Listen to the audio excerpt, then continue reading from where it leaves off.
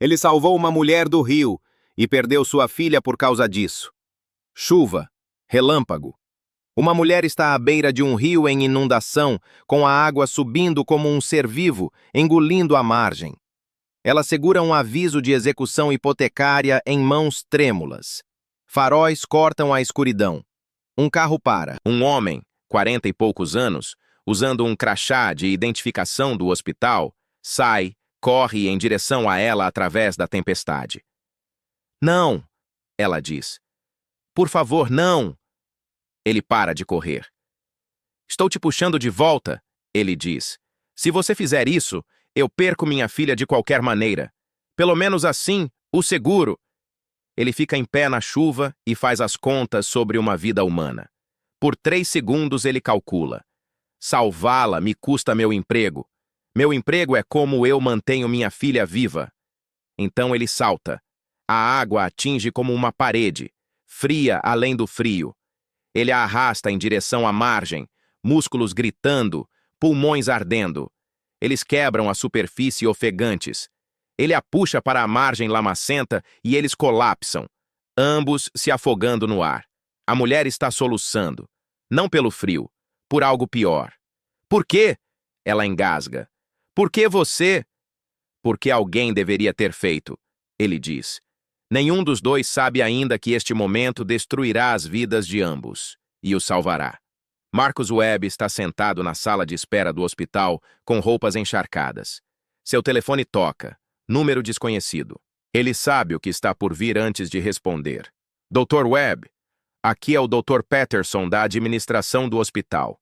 Recebemos um relatório de um membro da equipe se envolvendo em comportamento imprudente fora do horário de trabalho que colocou em risco a responsabilidade do hospital. Precisamos conduzir uma investigação. Eu salvei a vida de alguém. Você violou o protocolo.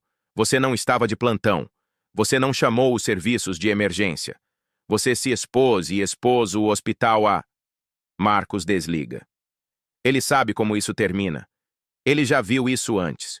Você quebra as regras mesmo por um bom motivo, e a instituição encontra uma maneira de te quebrar. A mulher está acordada. O nome dela é Diane. Ela é uma funcionária dos Correios, tem 48 anos, e está assistindo sua filha, Emma, 18, com bolsa integral para a faculdade, chorar no canto porque sua mãe tentou morrer. Uma enfermeira leva Marcos até o quarto dela. Você perdeu seu emprego, Diane diz. Não é uma pergunta. Investigação em andamento, mas sim, eles estão montando o caso. Diane o encara. Você tem uma filha? Sim. Quantos anos? 10. O rosto de Diane se encolhe. Oh Deus! Oh Deus, o que você fez? O que eu tinha que fazer? Não, diz Diane. Você fez o que eu escolhi. E agora sua filha paga pela minha escolha. Emma olha para cima. Ela estava ouvindo. Ela tem 10 anos em um sentido legal, mas entende de economia. Sua mãe quase morreu, e agora uma criança perdeu o salário do pai por causa disso. Sinto muito. Diane sussurra. Marcos não diz nada, porque ela está certa. Ele fez a conta errada. Ele achava que estava salvando-a. O que ele realmente fez foi sacrificar sua família em um altar de princípio. A investigação conclui. Marcos violou o protocolo, colocou em risco a responsabilidade do hospital, agiu fora do seu escopo de prática. Ele é demitido. Mas essa não é a história que se torna viral. A história é: médico de emergência desperdiça carreira para salvar estranho suicida. E então a contra-história: médico de emergência sacrifica o futuro da filha por filosofia. Diane vê isso no Reddit, no TikTok, na estação de notícias local. Um lado o chama de herói. O outro lado o chama de tolo. Sua ex-esposa o chama com a filha na linha.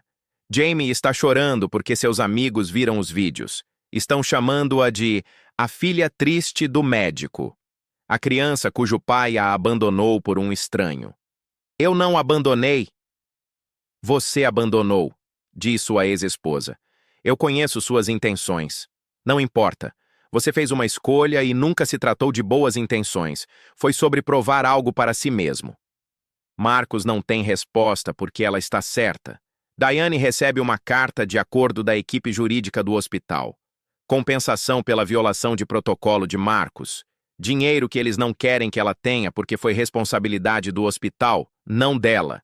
A carta pede que ela assine um NDA, ela a queima. Então, ela grava um vídeo. Meu nome é Diane. Eu tentei morrer, um médico me impediu. E agora todos estão brigando sobre se ele é um herói ou um vilão. Mas ninguém está me perguntando o que eu penso. Ela está sentada em uma cadeira, pálida, exausta. Eu acho que ele salvou minha vida quando não tinha obrigação de fazê-lo.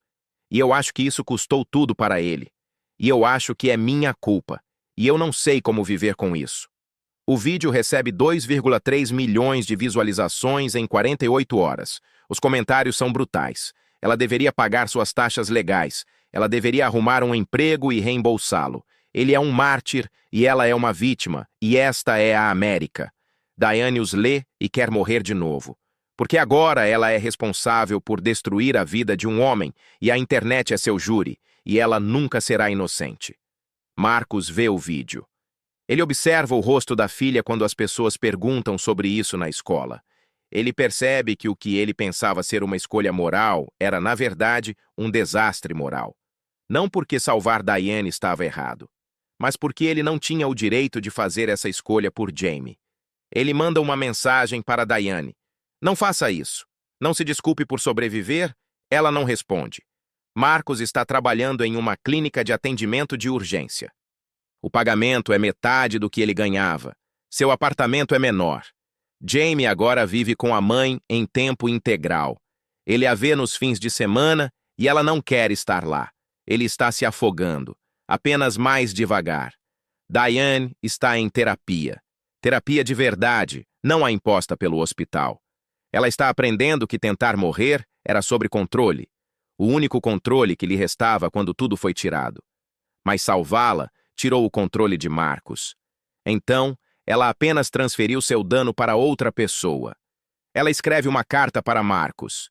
Não um pedido de desculpas, um reconhecimento. Eu não pedi para você me salvar, mas também não te impedi. Deixei você fazer uma escolha que não era sua para fazer. E agora estamos ambos submersos, apenas de maneiras diferentes. Minha filha diz que eu deveria te dizer isso. Às vezes as pessoas que tentam te salvar não percebem que estão realmente se afogando.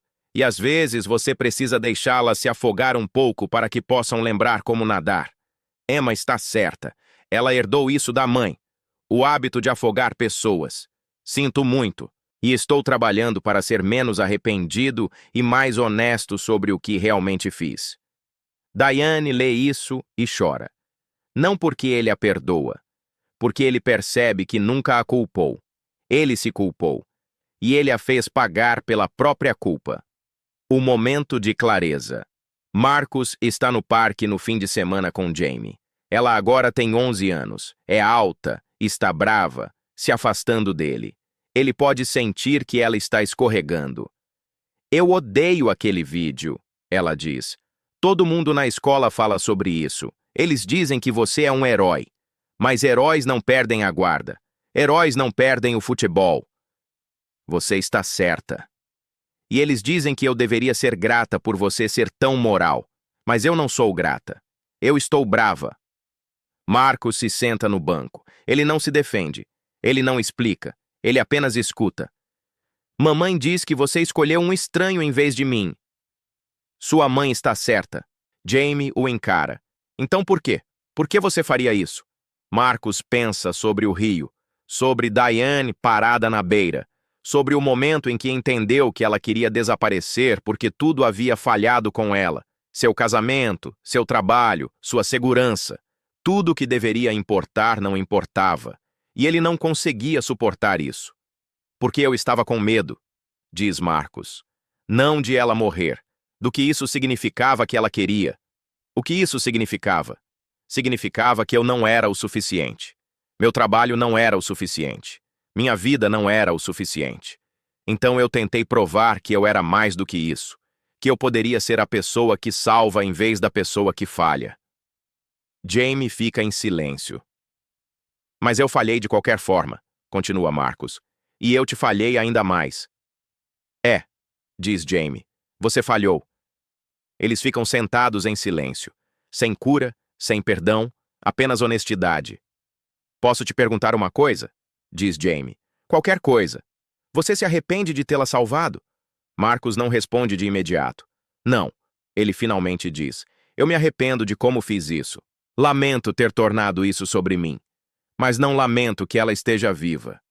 Mesmo que isso tenha te custado a mim, especialmente porque me custou você. Essa é a parte que importa. Os olhos de Jamie se enchem de lágrimas. Isso não é justo. Não, concorda Marcos. Não é, e eu sinto muito. Diane é contratada em um centro de crise. O salário é menor do que o dos Correios.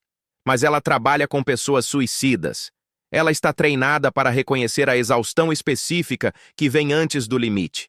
Emma volta para a casa da faculdade e se oferece como voluntária com ela. Elas não estão curadas, mas estão trabalhando em algo que parece ter propósito. Diane não contatou Marcos.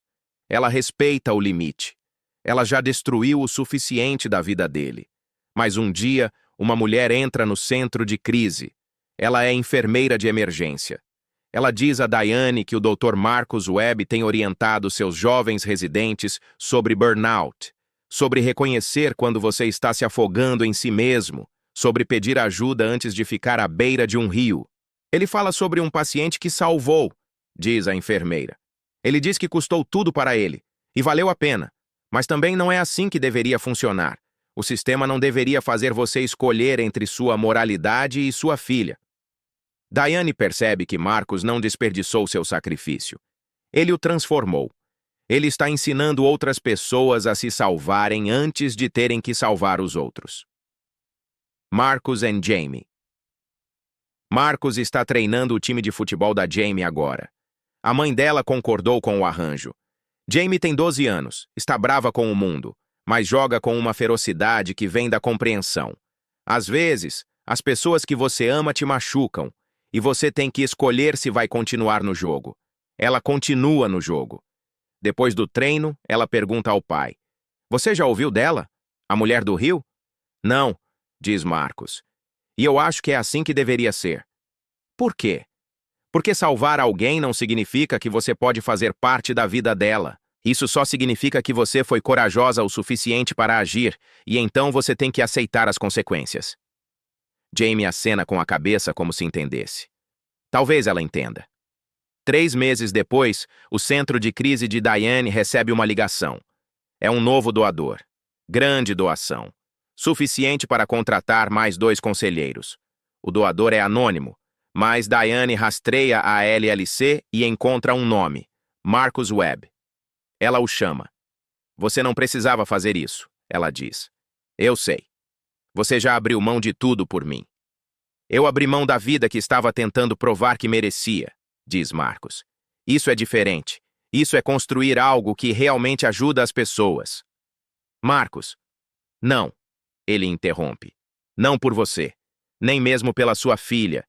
Pelas 10 pessoas que você vai salvar este ano que poderiam ter acabado naquele rio. É por isso. Diane está chorando, mas Marcos não está tentando confortá-la. Ele está apenas afirmando fatos. Como está Jamie? Diane pergunta. Melhor. Ela está com raiva, o que é saudável. Ela sabe que eu escolhi errado, mas ela também sabe que estou tentando melhorar. E você não me ressente por isso? Todo dia, diz Marcos, e estou trabalhando nisso. Meu terapeuta diz que isso é honesto. Isso é melhor do que fingir. Sinto muito, diz Diane, talvez pela 100ª vez. Eu sei, diz Marcos. Estou aceitando isso agora. O documentário. Um cineasta tem acompanhado essa história desde o vídeo viral. Não é um arco de redenção. Não é uma história que faz sentir bem. É uma investigação sobre o que acontece quando uma escolha moral cria uma cascata de consequências morais. O documentário começa com a cena do rio. Chuva, relâmpago. A pergunta. Termina com Marcos ensinando uma turma de jovens médicos, não sobre heroísmo, sobre limites, sobre a diferença entre salvar e sacrificar, sobre o custo de ser nobre. A mulher que eu tirei daquele rio, diz Marcos aos seus alunos. Ela está viva, isso importa. Mas minha filha não tem mais a atenção total do pai. Isso também importa. Ambas as coisas são verdadeiras. A câmera corta para Diane. Ela está falando em uma conferência sobre saúde mental. Eu perguntei a ele por quê, diz Diane. E ele disse, porque alguém deveria ter feito isso. Ele se referia à esposa. Ela morreu 3 anos antes de ele me conhecer. E ele ainda estava se afogando por causa disso. Então, quando eu estava à beira daquele rio, ele não me salvou. Ele salvou a versão de si mesmo que não conseguiu salvá-la. O documentário não conclui. Ele simplesmente para. Porque a vida real não tem conclusões. Ela tem momentos em que você entende o que aconteceu e então você continua vivendo. Marcos está no cemitério. É a primeira vez que ele está lá em 6 anos. Ele se senta na grama ao lado de uma lápide. Maya Webb, 1985-2018. Amada profundamente, sempre sentida falta. Eu conheci alguém, ele diz. Não uma oração. Apenas palavras na terra. Não da maneira que você estaria preocupado.